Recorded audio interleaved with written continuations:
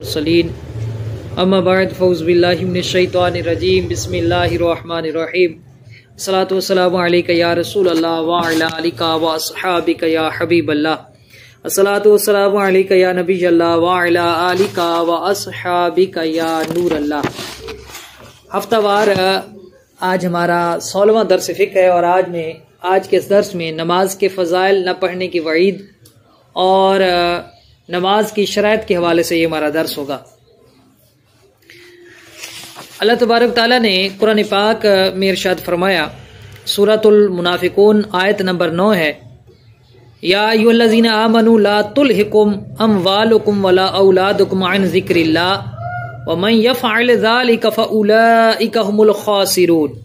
क्या ईमान वालो, तुम्हारे माल और न तुम्हारी औलाद कोई चीज़ तुम्हें अल्लाह के ज़िक्र से गाफिल ना करे, और जो ऐसा करे तो वही लोग नुकसान में हैं। इसकी तफसीर में अल्लामा इमाम अहमद बिन अहमद ज़हबी रहमतुल्लाह ताला अलैह आप फरमाते हैं कि मुफस्सिरीन इकराम फरमाते हैं कि इस आयत मुबारका में अल्लाह के ज़िक्र से मुराद 5 नमाजें हैं। अल्लाह के ज़िक्र से मुराद क्या है? 5 नमाजें हैं। बस जो शख्स अपने माल यानी खरीदो फरोख्त, मईशत व रोज़गार, साजो सामान और औलाद में मसरूफ़ है और वक्त पर वो नमाज न पढ़े इस वजह से, तो वो नुकसान उठाने वालों में से है। इसी तरह हदीस मुबारक हुज़ूर अलैहिस्सलातु वस्सलाम ने इरशाद फरमाया कि क़यामत के दिन बंदे के अमाल में सबसे पहले नमाज का सवाल होगा। अगर वो दुरुस्त हुई तो उसने कामयाबी पाई, और अगर इसमें कमी हुई तो वो रुसवा हुआ और उसने नुकसान उठाया। इसी तरह एक हदीस मुबारका में हुज़ूर अलैहिस्सलातु वस्सलाम ने इरशाद फरमाया कि जो शख्स नमाज की हिफाजत करे उसके लिए नमाज क़यामत के दिन नूर, दलील और नजात होगी, और जो नमाज की हिफाजत ना करे उसके लिए बरोज़े क़यामत न नूर होगा, न दलील होगी, न नजात होगी। और वो शख्स क़यामत के दिन कारून, फ़िरौन, हामान और उबय बिन खलफ के साथ उठाया जाएगा।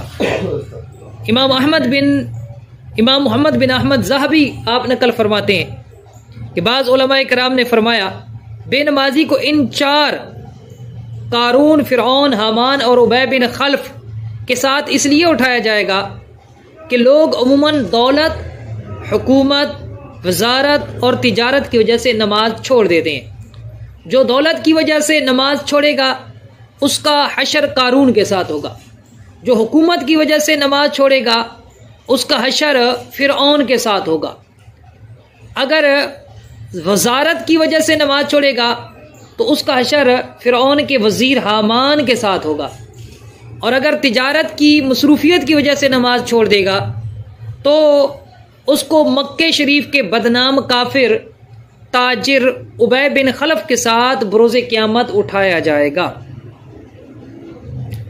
एक बड़ी प्यारी रवायत मौजूद है। इमाम फ़क़ीह अबू लैथ समरकंदी रहमतुल्लाह ताला अलैह ने ताबई बुजुर्ग हज़रत काबुल अहबार रहमतुल्लाह ताला अलैह से नकल किया। उन्होंने फरमाया कि मैंने तौरात में किसी मकाम पर पढ़ा कि अल्लाह पाक फरमाता है, ए मूसा, फजर की 2 रकतें अहमद और उसकी उम्मत अदा करेगी। फजर की 2 रकतें अहमद और उसकी उम्मत अदा करेगी। जो उन्हें पढ़ेगा उस दिन और रात के सारे गुनाह मैं उसके बख्श दूंगा और वो मेरे जिम्मे में होगा। ऐ मूसा, जोहर की 4 रकतें अहमद और उसकी उम्मत पढ़ेगी, उन्हें पहली रकत के बदले बख्श दूंगा, दूसरी रकत के बदले उनकी नेकियों का पल्ला भारी कर दूंगा, तीसरी रकत के बदले फरिश्ते मुकर्रर करूंगा कि अल्लाह पाक की पाकी बयान करेंगे और उनके लिए मगफरत की दुआ करते रहेंगे, चौथी जोहर की रकत के बदले उनके लिए आसमान के दरवाजे खोल दूंगा, बड़ी बड़ी आंखों वाली हूरें उन पर शौक भरी नजर डालेंगी। ऐ मूसा, असर की 4 रकतें अहमद और उसकी उम्मत अदा करेगी तो 7 आसमानों जमीन में कोई फरिश्ता बाकी ना रहेगा, सब ही उनकी मगफरत चाहेंगे, और फरिश्ते जिसकी मगफरत चाहें मैं उसे हरगिज अजाब न दूंगा। ऐ मूसा मगरिब की 3 रकअतें हैं, इन्हें अहमद और उनकी उम्मत पढ़ेगी तो आसमान के सारे दरवाजे उनके लिए खोल दूंगा, जिस हाजत का सवाल करेंगे उसे पूरा ही कर दूंगा। ऐ मूसा, इशा की 4 रकअतें अहमद और उनकी उम्मत पढ़ेगी तो ये उनके लिए दुनिया और उसकी हर चीज से बेहतर है, और वो उन्हें गुनाहों से ऐसा निकाल देंगी जैसे अपनी माओ के पेट से पैदा हुए। ऐ मूसा, वुजू करेंगे अहमद और उसकी उम्मत जैसा कि मेरा हुक्म है। मैं उन्हें अता फरमाऊंगा हर कतरे के बदले के पानी से टपके एक जन्नत जिसका फैलाव जमीन और आसमान की चौड़ाई के बराबर होगा। ऐ मूसा, 1 महीने के हर साल रोजे रखेंगे अहमद और उसकी उम्मत, और वो माह रमजान है। मैं अता फरमाऊंगा इसके हर दिन के रोजे के बदले जन्नत में एक शहर, और अता करूंगा उसमें नफल के बदले फर्ज का सवाब, और उसमें लैलतुल कदर करूंगा जो उस महीने में शर्मसारी व सिद्क यानी सच्चाई से एक बार तौबा करेगा, अगर उसी शब या उसी महीने भर में मर गया उसे 30 शहीदों का सवाब अता फरमाऊंगा। कितनी बड़ी फजीलत 5 नमाजों की बयान की गई। हज़रत सैयदना इमाम बुखारी रिवायत करते हैं, हज़रत सैयदना हुज़ैफा बिन यमान ने एक शख्स को देखा जो नमाज पढ़ते रुकू सुजूद पूरे अदा नहीं कर रहा था। जब उसने नमाज पढ़ ली तो उसे फरमाया कि तुमने कामिल नमाज नहीं पढ़ी, अगर इसी हालत में इंतकाल कर जाओ तो हज़रत सैयदना मोहम्मद मुस्तफ़ा सल्लल्लाहु तआला अलैहि वसल्लम के तरीके पर तुम्हारी मौत वाक़ई नहीं होगी। हज़रत सैयदना अबू कतादा से रिवायत है, नबी पाक सल्लल्लाहु अलैहि वसल्लम ने इरशाद फरमाया, लोगों में बदतरीन चोर वो है जो अपनी नमाज में चोरी करे। अर्ज की गई, या रसूलल्लाह सल्लल्लाहु अलैहि वसल्लम, नमाज में चोरी कैसे होती है? फरमाया, इस तरह के रुकू और सजदे पूरे ना करे। मुफ्ती अहमद यार खान नईमी इस हदीस के तहत फरमाते हैं, मालूम हुआ माल के चोर से नमाज का चोर ज्यादा बुरा है, क्योंकि माल के चोर को अगर सजा मिलती है तो कुछ ना कुछ माली नफा तो मिल जाता है, जबकि नमाज का चोर वो नफा कुछ नहीं पाता, सरासर नुकसान ही उठाता है। फिर जो माल का चोर है वो बंदे का हक मारता है, जबकि नमाज का चोर अल्लाह पाक के हक में वो दरअंदाजी करता है। अब गौर करें कि ये तो उनकी हालत है जो नमाज पढ़ते हैं लेकिन नाकिस करके पढ़ते हैं, तो गौर करें जो नमाज सिरे से पढ़ते ही नहीं है उनका क्या हाल होगा, उनकी कितनी सजा होगी। आजकल मुसलमानों की भारी अक्सरियत अगर गौर करें नमाज नहीं पढ़ती, और जो पढ़ते हैं उनमें अक्सरियत मालूमात की कमी की वजह से नमाज को सही तरीके से पढ़ने से महरूम रहती है।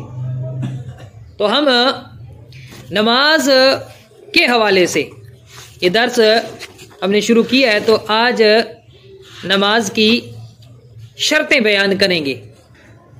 नमाज की शर्तें, अच्छा, एक होता है नमाज फर्ज होने की शर्तें, एक होता है नमाज सही होने की शर्तें। नमाज फर्ज होने की 4 शर्तें हैं। कितनी शर्तें? तब फर्ज होगी नमाज जब 4 शर्तें पाई जाएंगी। कौन सी शर्तें? पहली शर्त है मुसलमान हो, दूसरी शर्त है वो आकिल हो, पागल ना हो, तीसरी शर्त है वो बालिग हो, ना बालिग ना हो, और चौथी शर्त है कि वो नमाज का वक्त भी पा ले। ये 4 शर्तें जब पाई जाएंगी तो नमाज फर्ज हो जाएगी। और नमाज सही कब होगी? जब 6 शर्तें नमाज की पाई जाएंगी। नमाज की 6 शर्तें पाई जाएंगी। 6 शर्तें कौन सी हैं? नंबर 1 तहारत यानी पाकी, नंबर 2 सत्रे औरत, नंबर 3 इस्तिकबाले किबला, नंबर 4 वक्त, नंबर 5 नियत, और नंबर 6 तकबीर तहरीमा, नमाज शुरू करने के लिए जब हम अल्लाहु अकबर कहते हैं। ये नमाज की 6 शर्तें, अगर इनमें से एक शर्त भी ना पाई गई तो नमाज नहीं होगी। सबसे पहली शर्त जो है ना वो तहारत है। तहारत का क्या मतलब है? पाकी। इसमें 4 चीजें आती हैं। नमाजी का बदन पाक हो, यानी ना तो उसके बदन पर जाहिरी कोई नापाकी लगी हो और हुक्मन भी नापाक ना हो, यानी बेवुजू या बेगुसला भी ना हो।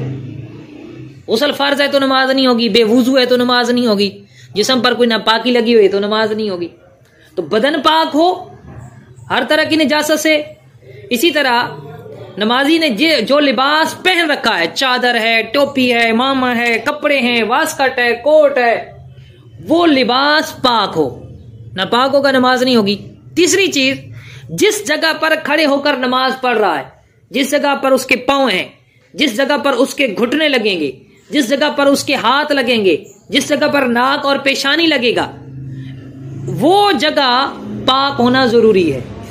फुकाहे कराम ने लिखा है कि बिल फर्ज अगर दरमियान, जब हम सजदा करते हैं तो दरमियान में गैप रह जाता है ना, अगर वो जगह नापाक है, उस पर नमाजी के जब वो सजदा करता है तो आज़ाए सुजूद नहीं लगते, तो फरमाया नमाज हो जाएगी। जगह के पाक होने का ये मतलब नहीं है कि पूरी एक मुसल्ले की पूरी जगह पाक हो। जगह पाक होने का मतलब ये है कि जिस जगह आज़ाए सुजूद लगते हैं वो जगह पाक हो। 3 चीजें हो गई।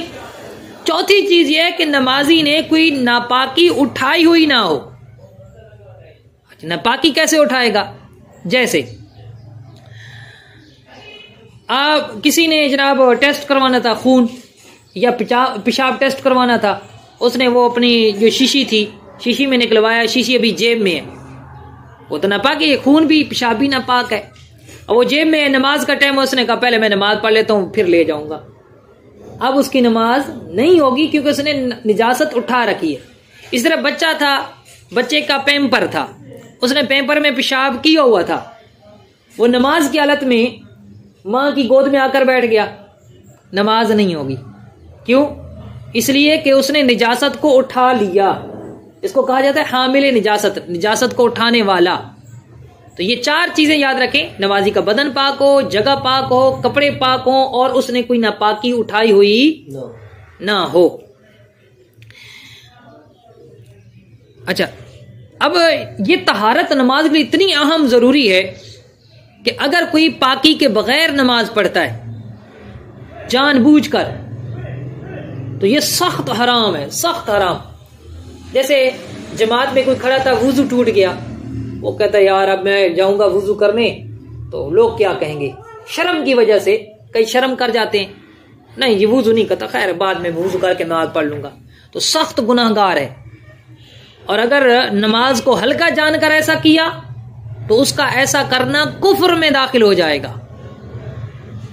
लिहाजा क्यों? इसलिए कि ये तो नमाज की बेअदबी और तौहीन कर रहा है, नमाज की बेअदबी और तौहीन कुफ्र है। इसी तरह अगला मसला यह है कि अगर फर्श पर नापाकी है, उसके ऊपर कोई कपड़ा बिछाकर नमाज पढ़ सकता है, जाए नमाज बिछाकर। जैसे अब तो बहुत कम हो गया, पहले दौर में आप जानते हैं कि गोबर और मिट्टी मिलाकर वो जो फर्श होते थे वो कच्चे होते थे और लिपाई कर ली जाती थी। अच्छा जी, उसके ऊपर क्या चाहे गोबर सूख भी जाए तब भी वो नापाक रहता है, ऐसा नहीं है कि सूखने के बाद वो पाक हो गया, नापाक है। अब उसके ऊपर क्या कपड़ा बिछाकर नमाज हो सकती है? तो फुकाहा ने ये लिखा कि अगर मोटा कपड़ा बिछाया है कि जिससे निजासत की बू नहीं आती, निजासत नजर नहीं आती, उस कपड़े से इतना मोटा है, जैसे जाए नमाज होती है मोटी होती है, मुसल्ला है, तो नमाज हो जाएगी। और अगर इतना बारीक कपड़ा है कि नीचे से निजासत नजर आ रही है या उसकी स्मेल आ रही है, तो फिर नमाज नहीं होगी। फिर फुक़हा इकराम ने एक बड़ा प्यारा जुज़िया लिखा कि अब सवाल ये पैदा होता है कि अगर निजासत के ऊपर शीशा रख दिया जाए, बड़ा सा शीशा रख दिया जाए मुसल्ले के बराबर, उसके ऊपर नमाज पढ़ी जाए, नीचे से निजासत नजर भी आ रही है, क्या अब नमाज होगी? तो फरमाया नमाज हो जाएगी, क्योंकि ये कपड़े की तरह हाल है। ये अगरचे वो निजासत नजर आ रही है इसलिए कि वो शीशा है, उससे आर पार नजर आता है, लेकिन असले मकसूद तो ये है कि दरमियान में माने बन जाए, रुकावट बन जाए, कोई बदबू भी नहीं आती, निजासत का असर भी ऊपर नहीं आता, तो लिहाजा ऐसी सूरत में नमाज हो जाएगी।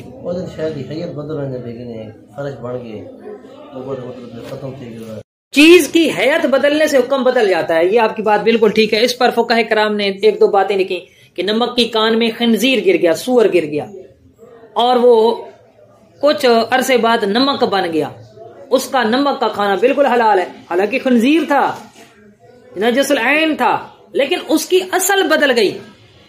और जब वो बानी ज़ारा नमक गया अब वो खंजीर ना रहा, लिहाजा वो खाना जायज हो गया। खोता गिरा नमक की कान में, नमक बन गया खाना। इसी तरह फुकाहा इकराम ने यह भी लिखा कि शराब पड़े पड़े सिरका बन गई, कोई चीज उसमें मिलाई सिरका बन गई। शराब का एक कतरा भी नापाक होता है पेशाब की तरह, लेकिन पड़े पड़े सिरका बन गई, वो शराब ना रही सिरका हो गई।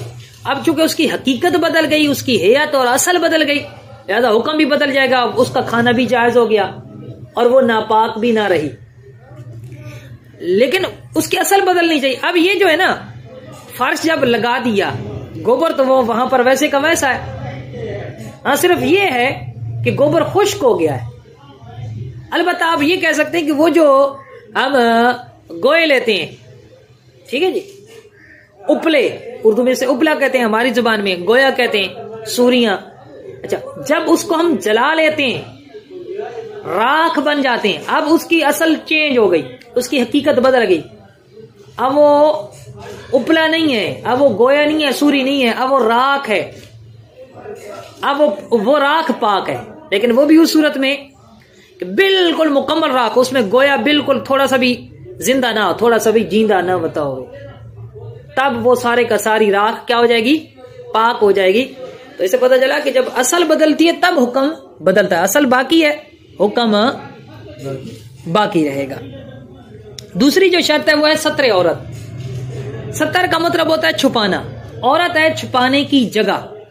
अब मर्द का सतर और होता है, औरत का सतर। मर्द का सतर क्या है, नाफ के नीचे से, नाफ सतर में दाखिल नहीं है, नाफ के फौरन नीचे से, जैसे नाफ मुकम्मल होती है उसके नीचे से मर्द का सतर शुरू होता है और वो घुटना समेत घुटने के नीचे तक, ये मर्द का सतर है। और औरत का जो सतर है वो क्या है, उस औरत का पूरा वजूद सतर है, सवाए 5 आज़ा के, एक चेहरा, दोनों हाथ और दोनों पांव, और ये दोनों हाथ की और पांव की पुश्तें भी मुफ्ता भी, यानी जिस कॉल पर फतवा है उसके मुताबिक ये भी सितर में दाखिल नहीं है। ठीक हो गया जी। ये 5 अज़ा औरत नमाज में जाहिर कर सकती है, इसके अलावा अगर वो जाहिर करेगी तो उसकी नमाज नहीं होगी। बसौकात औरतें बारीक दुपट्टा ओढ़ लेती हैं, नमाज पढ़ती हैं, सर के बालों की रंगत दिखाई देती है, उनकी नमाज नहीं होगी।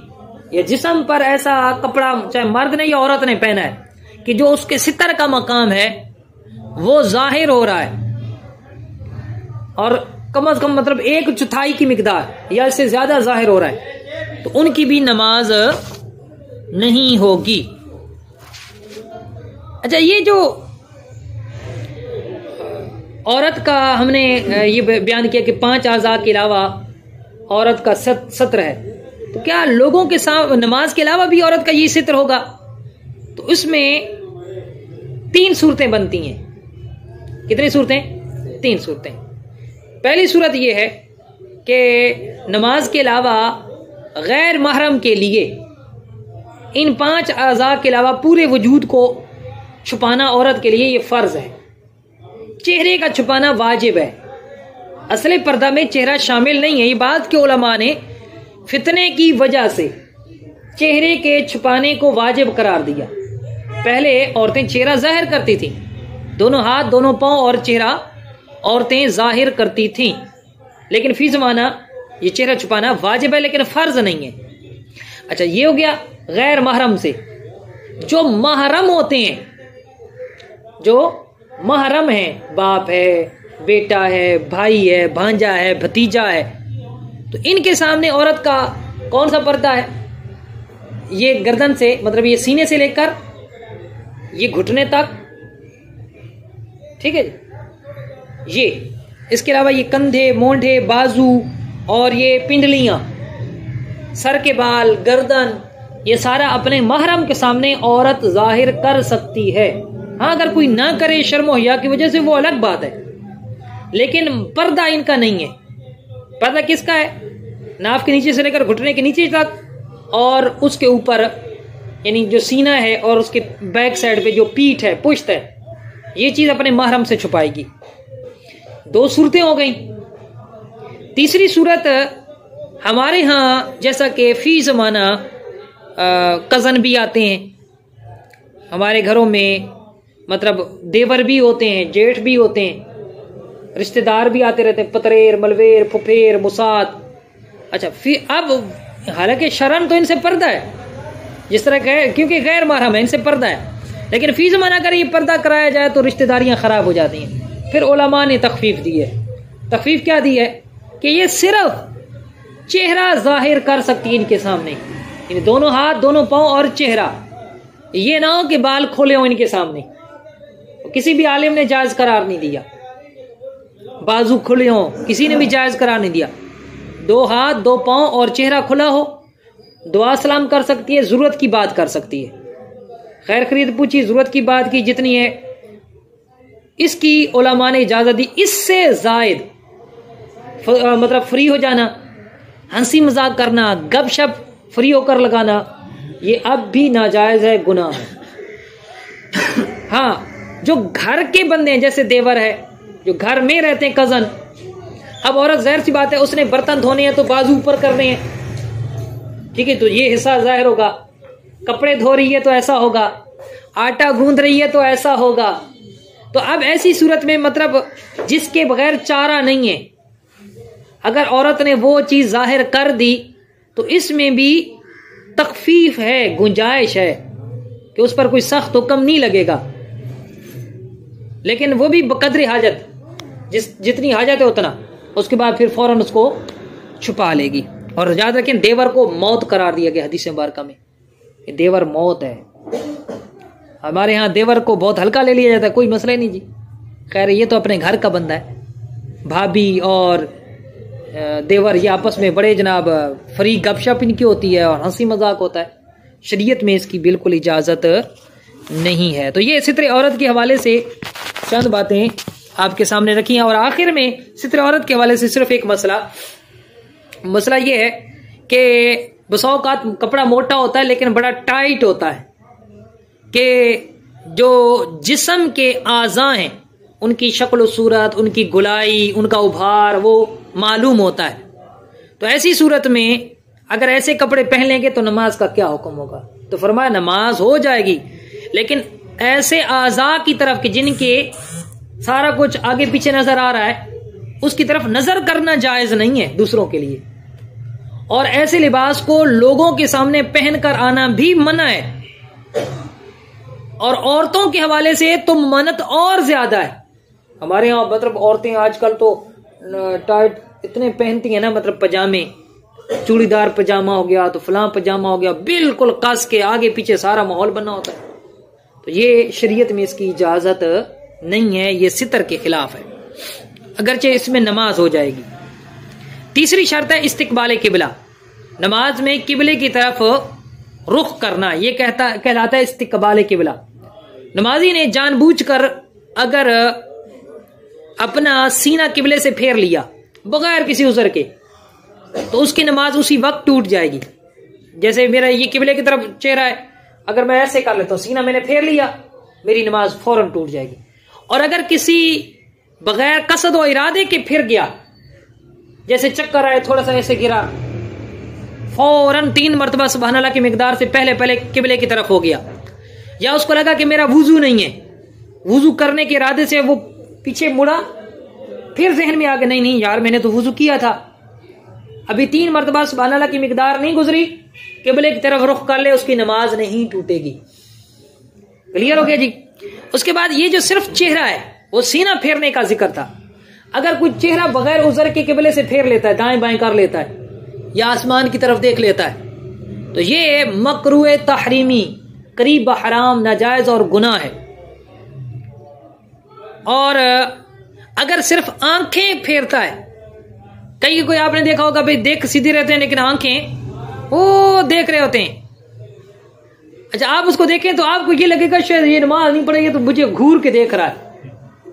ये मेरा कई मरतबा का जो मुशाहिदा है, और आपने भी किया होगा। तो इससे क्या नमाज पर फर्क पड़ता है? तो ये बेहतर नहीं है, मुनासिब नहीं है। हाँ, उज़र है तो फिर कोई मसला नहीं, कोई हरज नहीं, बगैर उज़र के, बगैर हाजत के मुनासिब नहीं है।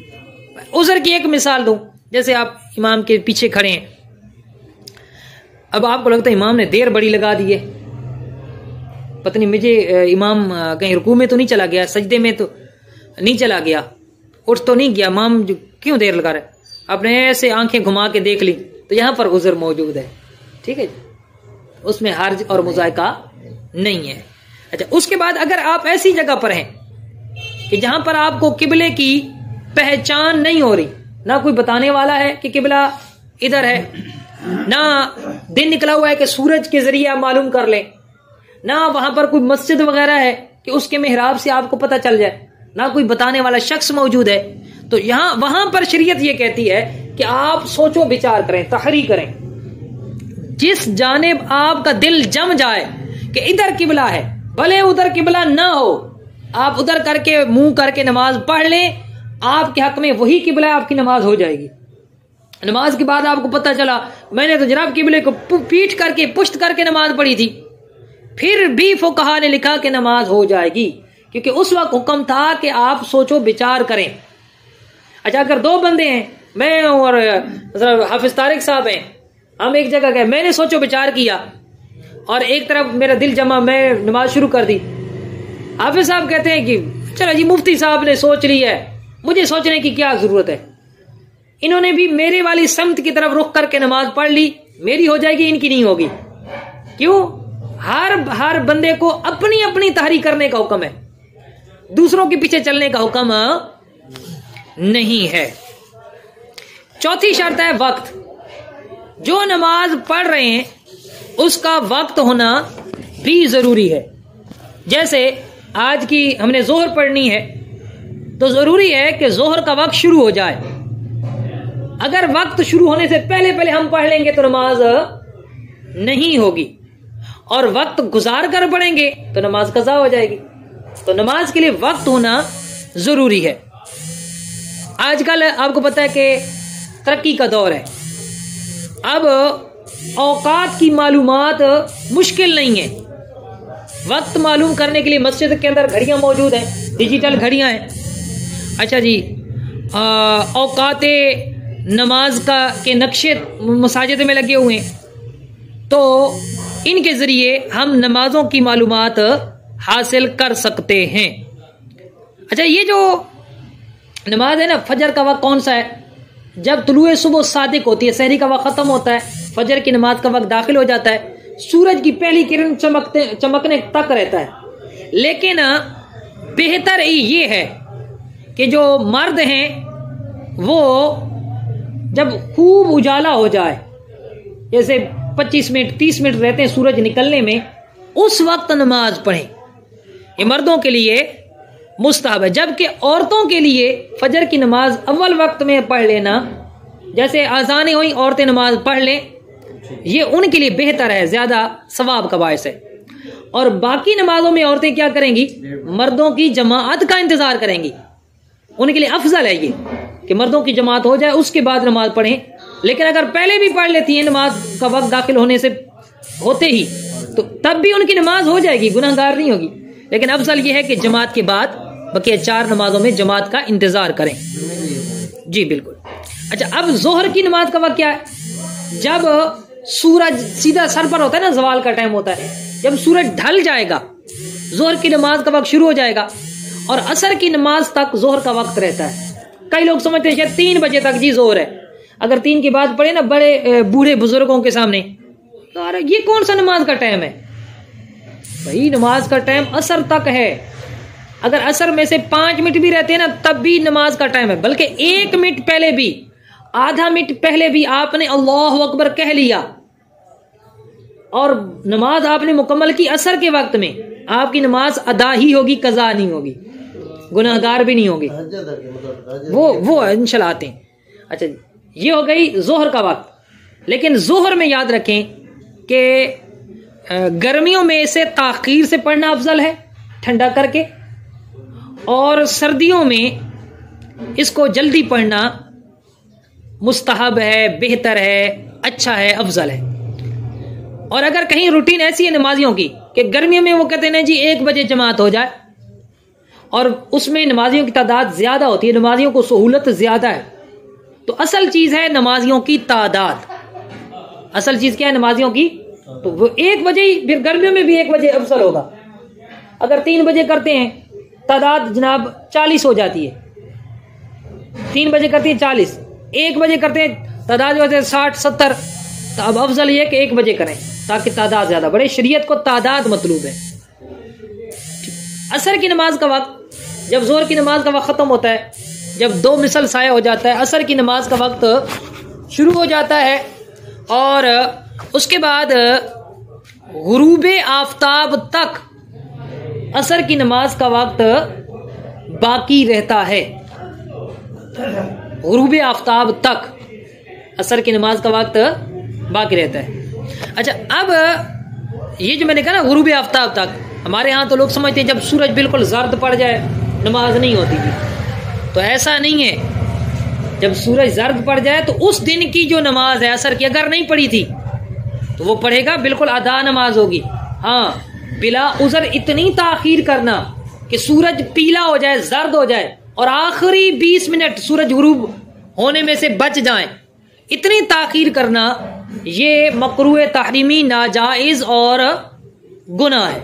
इतनी ताखीर करनी नहीं चाहिए। अच्छा, 3 औकात ऐसे हैं। अच्छा, आगे मगरिब का वक्त, ये 5 का मैं बयान करता हूं। मगरिब की नमाज का जो वक्त है ना, वो जैसे सूरज गुरूब होता है, मगरिब की नमाज का वक्त शुरू होता है, ईशा की नमाज का वक्त दाखिल होने तक रहता है। हमारे यहाँ लोग क्या समझते हैं, ओ जी 10-15 मिनट अगर नमाज नहीं पढ़ी ना जी मगरिब कज़ा हो गई। गलत बात है।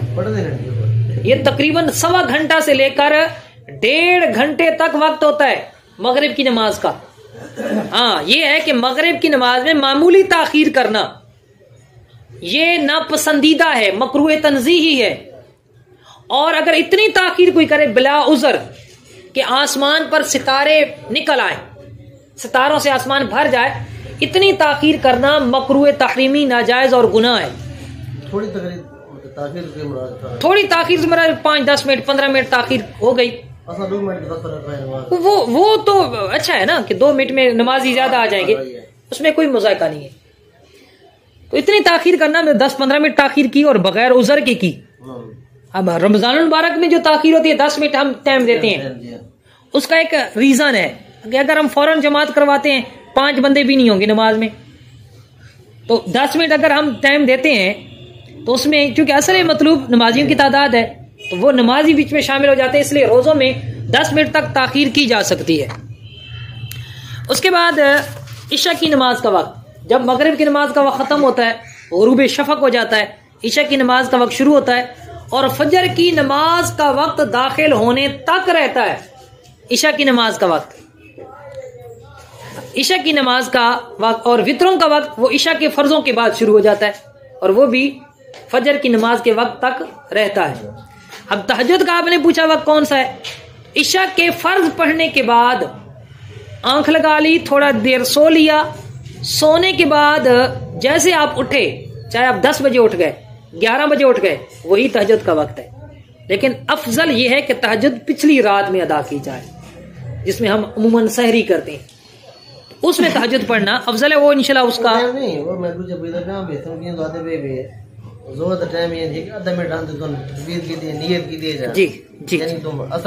जी जी ना ऐसा नहीं है। तहज्जुद के लिए जरूरी है कि वक्त के अंदर अंदर आप सलाम फेरें। अगर आपने तहज्जुद के नवाफिल की नीयत की और फजर की नमाज का वक्त दरमियान में दाखिल हो गया, बाद में सलाम फेरा, वो आपकी फजर की 2 सुन्नतें हुई हैं। वो फजर की आपकी 2 सुन्नतें हो गई। फजर की नमाज आप पढ़ रहे थे, दुराने नमाज सलाम से पहले पहले सूरज निकल आया, नमाज टूट जाएगी। जोहर, असर, मगरिब और इशा ये नमाजें हो जाती हैं अगली नमाज का वक्त दाखिल होने से और अदा होती हैं। फजर की नमाज नहीं होती, फजर की नमाज नहीं होती। 3 मकरू औकात हैं जिनमें कि कोई जी अगर असर की हो तो सूरज डूब जाए, हाँ उसकी अदा होगी जी, अदा। मैंने बताया 4 नमाजें जोहर, असर, मगरिब, इशा अपने वक्त में शुरू की थी। नमाज के दौरान दूसरी नमाज, अगली नमाज का वक्त आ गया, सारी नमाजें अदा होंगी, कज़ा भी नहीं होंगी, फजर की नमाज नहीं होती। 3 मकरू औकात हैं जिसमें कोई भी नमाज जायज नहीं है। कौन से 3 मकरूह औकात? जब सूरज निकलता है, पहली किरण चमकती है, उससे 20 मिनट तक, सूरज के बुलंद होने तक, वो जो 20 मिनट का 20, 21, 22 मिनट का जो वक्फा है, तो इसमें कोई भी नमाज जायज नहीं है। ना नफल पढ़ सकते हैं, ना फर्ज, ना आप कज़ा पढ़ सकते हैं। अच्छा, इसी तरह गुरूब आफ्ताब से पहले के 20 मिनट, जब सूरज जर्द पड़ जाता है और सूरज पर आपकी निगाह जमती है, उसमें भी कोई नमाज जायज नहीं, ना कज़ा, ना नफल, ना फर्ज। हाँ, उस दिन की असर नहीं पड़ी थी, वो मैं शुरू में बता चुका हूं कि वो आप पढ़ सकते हैं। उसके अलावा और कोई नमाज नहीं पढ़ सकते, जायज नहीं। तीसरा वो है दाहवा कुबरा, निस्फुन नहार। दाहवा कुबरा से लेकर जवाल आफ्ताब तक, जिसको हमारे उर्फ में कहते हैं जवाल वाला टाइम, वो जो जवाल वाला टाइम है, उसमें भी कोई नमाज जायज नहीं है। इसी तरह अगर आपने पहले आयत सजदा पढ़ी थी, तो इन 3 औकात में सजदा तिलावत करना भी जायज नहीं है। हाँ, आयत सजदा इन्हीं 3 औकात में पढ़ी है, तो फिर उसका सजदा तिलावत भी आप इन औकात में कर सकते हैं। अच्छा जनाब, ये हो गया। उसके बाद हमारी जो 5वीं शर्त है वो है नियत। नियत किसे कहते हैं? नियत दिल के इरादे को कहते हैं। दिल के पक्के इरादे का नाम नियत है। जबान से नियत करना कोई जरूरी नहीं। हाँ, दिल में नियत हो, जबान से भी कर ले तो ये मुस्तहब है, बाइस सवाब है, अफजल और बेहतर है। और अरबी में भी नियत कोई जरूरी नहीं है। आप सराइकी में कर सकते हैं, उर्दू में कर सकते हैं, कोई पश्तो वाला है पश्तो में कर सकता है, अपनी अपनी जबान में कर सकते हैं। नियत में जबान से कहने का एतबार नहीं, असल एतबार दिल का है। यानी अगर जबान से गलती हो गई और दिल में वो नियत दुरुस्त थी तो उसकी नमाज हो जाएगी। जैसे अब उसके दिल में है कि मैं जोहर दे 4 फर्ज पढ़ने आ चले, तो ओ जबान चाह गया कि मैं दीगर दे 4 फर्ज पढ़ता पिया, उसकी नमाज थी वैसी। क्यों? दिल में जोहर है, जबान से गलती कर रहा है तो जबान का एतबार नहीं, असल एतबार दिल का है।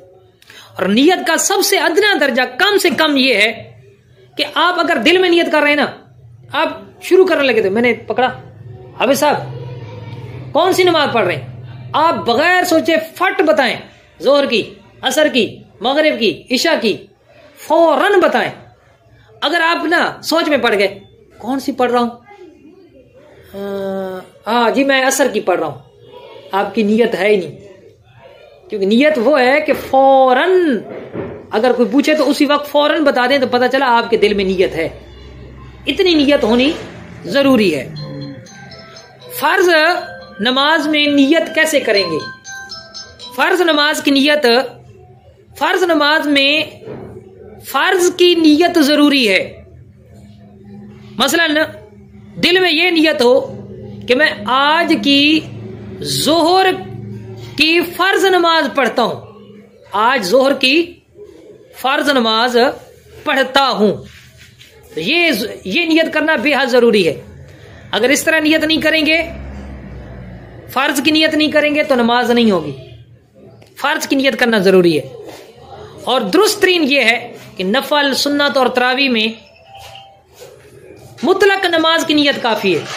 यानी नफल पढ़ रहे हैं तो आप कहते हैं कि मैं 2 रकत नमाज पढ़ता हूं, 4 रकत सुन्नत पढ़ता हूं, ठीक है, या 4 रकत नमाज पढ़ता हूं, सुन्नतों में नियत की 4 रकत नमाज पढ़ता हूं, नमाज हो जाएगी। 2 रकत नमाज पढ़ता हूं, तरावी में आपने नियत कर ली, तरावी की नियत नहीं की, फिर भी नमाज हो जाएगी। लेकिन बेहतर एहतियात इसी में है कि सुन्नत में सुन्नत की नियत कर लें, और तरावी में तरावी की नियत तरावी के हवाले से, तरावी या तो ये नियत करें कि मैं 2 रकत नमाज तरावी पढ़ता हूं, या ये कर लें कि मैं 2 रकत इस वक्त की जो सुन्नत नमाज है मैं वो पढ़ता हूं। सुन्नत तरावी कह सकते हैं। इसी तरह बकिया सुन्नतों में आप इस तरह नियत कर सकते हैं कि मैं सरकार सल्लल्लाहु अलैहि वसल्लम की पैरवी में ये नमाज पढ़ता हूं, 4 रकतें, या 4 रकत सुन्नत पढ़ता हूं। हम ज्यादातर ये कहते हैं 4 रकत नमाज सुन्नत। तो इस तरह आप नियत कर सकते हैं। नफल नमाज में नफल लफ्ज ना भी कहें तब भी नमाज हो जाएगी। जैसे आप नियत करते हैं तो मैं 2 रकत नमाज पढ़ता हूं, 4 रकत नमाज पढ़ता हूं, नफल का नाम नहीं लिया, तब भी नमाज हो जाएगी। अच्छा, कई लोग ये पूछते हैं कि जी मुंह मेरा किबले की जानिब, क्या ये कहना जरूरी है? तो फुकहा ने लिखा कि मुंह मेरा किबले की जानिब कहना ये जरूरी नहीं है, ये शर्त नहीं है। अच्छा, अगर आप इमाम के पीछे नमाज पढ़ रहे हैं और यूं नियत करते हैं जेड़ी नमाज इमाम दी वो नमाज मेरी, अल्लाह अकबर, नमाज हो जाएगी, नमाज हो जाएगी। अगर आप ये नियत करते हैं कि जो नमाज इमाम की वही नमाज मेरी, तब भी आपकी नमाज हो जाएगी। अच्छा, नमाज जनाजा की आसान नियत कौन सी? हमारे यहाँ तो बड़ी नियत करवाई जाती है, और आज तक जब भी जनाजा होता है तो आगे इमाम ही हमें नियत दोहराता है। लेकिन इसकी आसान नियत जो जनाब है फतावा शामी के अंदर मौजूद है जिल्दों में। आसान नियत क्या है? नमाज जनाजा की आसान नियत यह है कि नमाज अल्लाह पाक के लिए, दुआ इस मैयत के लिए, पीछे इमाम के, अल्लाह अकबर। आसान लफ्ज़ है। नमाज अल्लाह पाक के लिए, दुआ इस मैयत के लिए, पीछे इमाम के, अल्लाह अकबर। और जो इमाम है वो सिर्फ ये दो जुमले बोले, नमाज अल्लाह के लिए, दुआ इस मैयत के लिए, अल्लाह अकबर। अच्छा, वो जो नियत करवाई जाती है हमारे यहाँ कि नमाज जनाजा पढ़ना खास,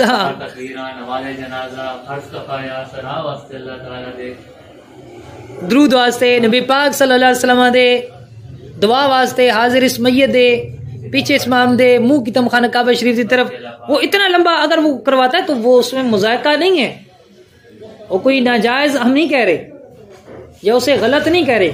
वो भी कई उलमा ने लिखी है, जैसे खतीब आज़म पाकिस्तान अल्लामा शफी उकाड़वी रहमतुल्लाह ताला अलैह, शायद बुजुर्ग हजरात उनको जानते हो, ईसा खैल में भी वो आते रहे, कराची में उनका मज़ार है। उन्होंने अपनी किताब पाकट साइज में जो नमाज के मसाइल पर किताब है उसमें यही नियत लिखी है जो हमें करवाई जाती है यहाँ पर। लेकिन ये फतावा शामी बड़ी मुस्नद किताब है फ़िक़्ह हनफ़ी की और अरबी किताब है, इसमें जो नियत लिखी है वो ये है कि नमाज अल्लाह पाक के लिए, दुआ इस मैयत के लिए, इमाम के पीछे तो पीछे इमाम के, अल्लाह अकबर। अच्छा, अगर आप वाजिब नमाज पढ़ रहे हैं तो वाजिब के अंदर वाजिब की नियत करना जरूरी है और इसे फिक्स करना भी जरूरी है, मुअय्यन करें। जैसे आप वितर पढ़ रहे हैं तो आप कहें 3 रकत नमाज वितर वाजिब। आप ईद की नमाज पढ़ रहे हैं तो आप कहें जी 2 रकत नमाज ईद उल फित्र वाजिब, 2 रकत नमाज ईद उल अजहा वाजिब, 2 रकत बादे तवाफ नमाज के वाजिब। तो ये इस तरह आप वाजिब के अंदर वाजिब की नियत करेंगे और उसको मुअय्यन भी करेंगे कि कौन सा वाजिब है। इसी तरह अगर आपने नफल नमाज शुरू की थी और शुरू करके तोड़ दी थी, नफल ना पढ़े कोई गुनाह नहीं है, एक दफा शुरू करके तोड़ दी, अब उसकी कज़ा वाजिब है, उसकी कज़ा पढ़ रहे हैं तो उसमें फिर उसी नफल को मुअय्यन करेंगे कि वो जी मैंने फलां जो नफल पढ़े थे और पढ़ते पढ़ते मैंने तोड़ दिए थे, मैं उसकी कज़ा पढ़ रहा हूं जो मेरे ऊपर वाजिब है। इसी तरह सजदा शुक्र के बारे में लिखा कि सजदा जो शुक्र करते हैं नेमत के मिलने पर, सजदा आपने ज्यादातर देखा होगा वो जी क्रिकेट में खिलाड़ियों को वो जनाब वो सेंचुरी बन जाए या कोई इस तरह मैच जीत जाए तो जी सजदे में चले जाते हैं। तो ये जो सजदा ना, इसको कहते हैं सजदा शुक्र। किसी के यहाँ बेटे की पैदाइश हो गई, सजदा कर लिया, सजदा शुक्र है। कारोबार में कामयाबी हो गई, सजदा खुशी है, सजदा कर लिया, सजदा शुक्र है। तो सजदा शुक्र अगरचे नफली है लेकिन इसमें भी नियत जरूरी है। नियत क्या होगी कि मैं सजदा शुक्र करता हूं अल्लाह के लिए, अल्लाह अकबर कह के 3 दफा सजदे की तस्बीह है, अल्लाह अकबर कहकर खड़ा हो जाए, कानों तक हाथ भी नहीं उठाने। और याद रखिए सजदा शुक्र के लिए तहारत जरूरी है, बेवुजू सजदा शुक्र नहीं होता। कई लोग जो खैर जी कोई मसला नहीं, बेवुजू हो जाए, बेवुजू नहीं होता भाई, ये भी किबला रू होगा, इसके लिए सितरे औरत भी जरूरी है, इस्तिकबाले किबला भी जरूरी है, नियत भी जरूरी है। सजदा साहब में भी नियत की जाए। सजदा साहब, नमाज में कोई वाजिब छूट गया, उसके लिए आप सजदा साहब करें, एक तरफ सलाम फेर के आखिर में 2 साहब के सजदे करते हैं, तो उसमें भी नियत करें। हाँ सजदा साहब, हाँ सावा सजदा, सावा। और साहब को सरेकी में क्या बना दिया, और सावा सजदा। सावा नहीं होता, सजदा साहब या साहब का सजदा। साहब कहते हैं भूल को। आखिरी जो हमारी नमाज की शर्त है वो है तकबीर तहरीमा।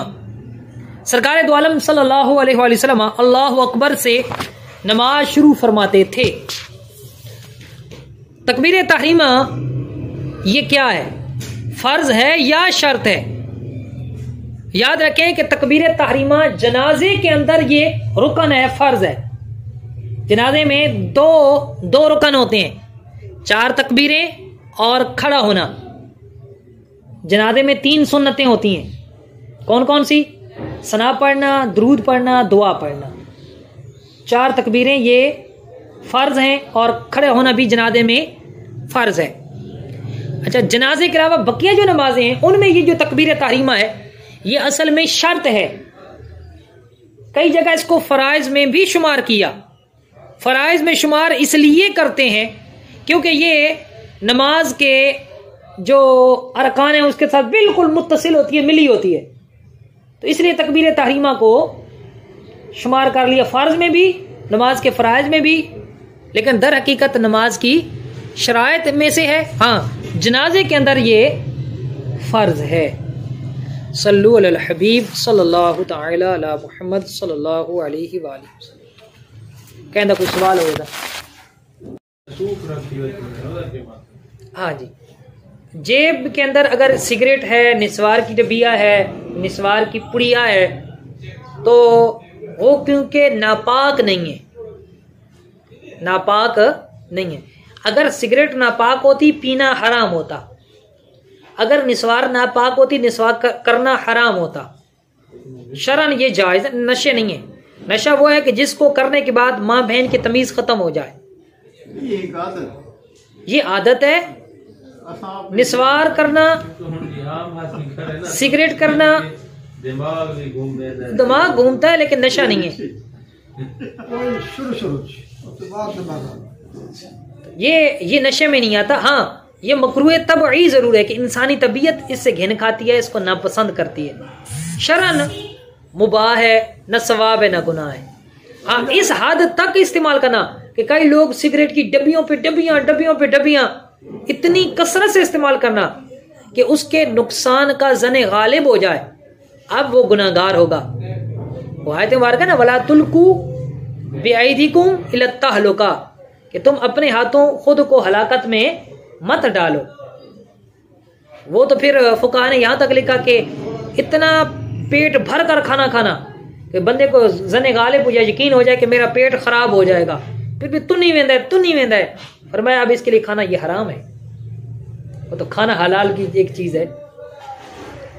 तो असल चीज है कि अब इंसान को अपने जात को जरर में डालने से मना किया गया है। अच्छा जी, नस्वार अगर बंदा खुदा न खास मंजे ते लेटो है, नस्वार मुंह के बंदा को जिक्र कर दे जी, निस्वार मुंह में है या सिगरेट की, और सिगरेट की बदबू मुंह में है, तो जिक्रुल्लाह, अल्लाह का जिक्र करना या दुरूद पाक पढ़ना मकरूह है, ना पसंदीदा है।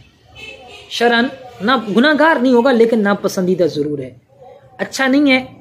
क्या करे, ये अदब नहीं है ना कि मुंह में बदबू है, गंदी चीज है ना, इंसानी तबीयत इसको ना पसंद करती है। तो वो चीज हो और अल्लाह का नाम ले, वो आप बुजुर्गान दीन की तालीमात से मिलता है कि बेवुजू तो वो नबी पाक सल्लल्लाहु अलैहि वसल्लम का नाम भी अपनी जुबान से नहीं निकालते थे, हालांकि वो एक बंदे का नाम था, अय्याज के बेटे का नाम था ना। तो उन्होंने जब वुजू नहीं था तो उन्होंने कहा अय्याज के बेटे, तो वो आगे जी हुजूर क्या कोई हमारे से गलती हो गई है, पहले आप नाम से पुकारते थे, आज आपने अय्याज का बेटा कह दिया। उन्होंने फरमाया कि जी पहले मेरा वुजू होता था, आज मेरा वुजू नहीं है, मैंने गवारा नहीं किया कि मैं बगैर वुजू लफ्ज मोहम्मद अपने जुबान से निकालूं। इतना अदब का तकाजा तो ये है।